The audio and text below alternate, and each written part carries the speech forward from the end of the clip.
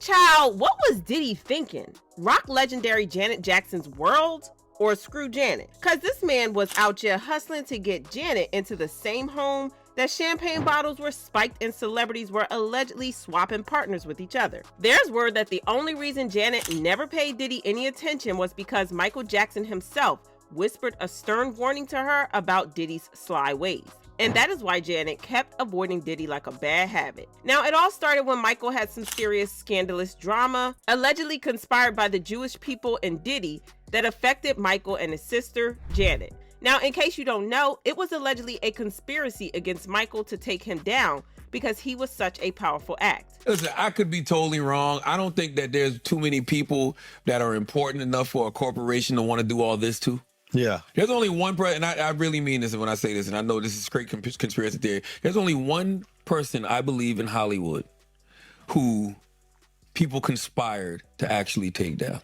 Who? I'm talking about a mass conspiracy. Anytime they take you down, it's people conspiring, but it's usually because you did something. Yeah. But I think that there's one person who they really took down because he had too much power, and I believe that person was Michael Jackson.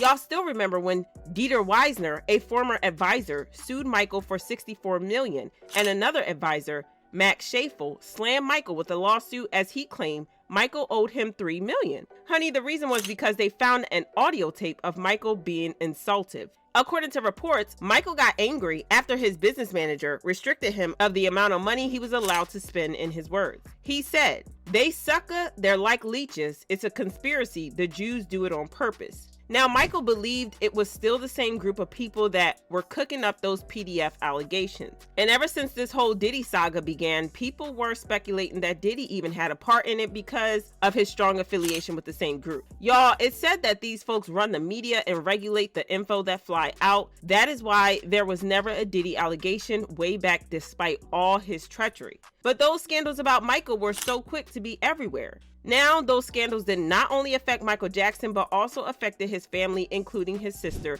Janet Jackson. As a matter of fact, she felt the impact in her career when she lost out on an endorsement deal with Coca-Cola after the allegations emerged. In one of her documentaries, she said, "My brother will never do something like that, but I'm still guilty by association," after she was asked how the allegations affected her life. And honey, Janet had her brother's back while those allegations were on.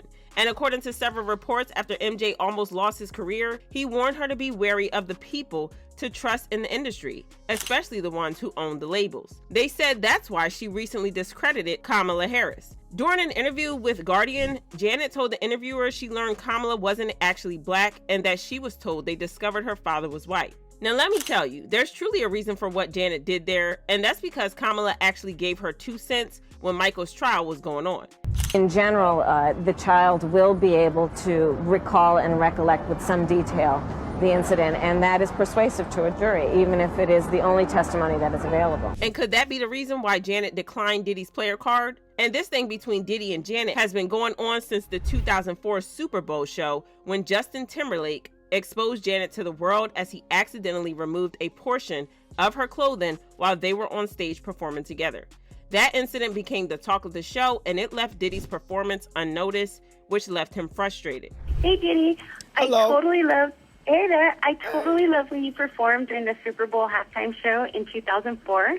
Yes. What was it like backstage after Janet Jackson's wardrobe malfunction? Oh, that's good. First of all, if you just saw my face right now, I was reliving a moment for me where I feel I got robbed. I performed on the halftime show right before Janet Jackson. Right. And nobody remembers. Yes. Nobody. So I'm looking at sucks. Katy Perry. Everybody's like, "Hey, so when you gonna perform at the?" Right. I said I performed twice. Oh my At the Super Bowl. You didn't remember seeing me? No. Diddy went further to say he hadn't gotten her number at the time. Are you in touch with Janet? Oh no. No. No. But I know her. Right. I just never got a number for us to keep in touch. Got it. Now, word on the street is that Diddy tried so hard, but couldn't get Janet's number until after much later. Diddy finally got Janet's number and had some interactions. One of the open interactions was at the backstage of the Billboard Music Awards, where Diddy was seen in this video passionately telling Janet he has loved her, and then he kissed her hand. Janet was even present with Naomi Campbell at Diddy's 54th birthday celebration in London. But honey, after Cassie's lawsuit came out, which exposed Diddy to the world, Both Janet and Naomi deleted the pictures they took with Diddy with the speed of light. At this point, one can only imagine Janet seeing proof of what Michael Jackson allegedly warned her about. Because there was this talk that Diddy had invited her to this place at the Hampton a couple of times, but she never went because he invited her for an entire weekend. Baby, one would think it was just cap until a voice note of Janet Jackson herself talking about it was heard. Why don't you return Puffy's calls? Who said that I don't return Puffy's calls? I read somewhere that where he said that he keeps calling you and you don't return his calls about producing, and that he said that you don't return his calls or whatever. Ooh, that's more gossip. No. So you do return his calls, or? He's invited me to his place in the Hamptons a couple of times. Have you ever gone? Why?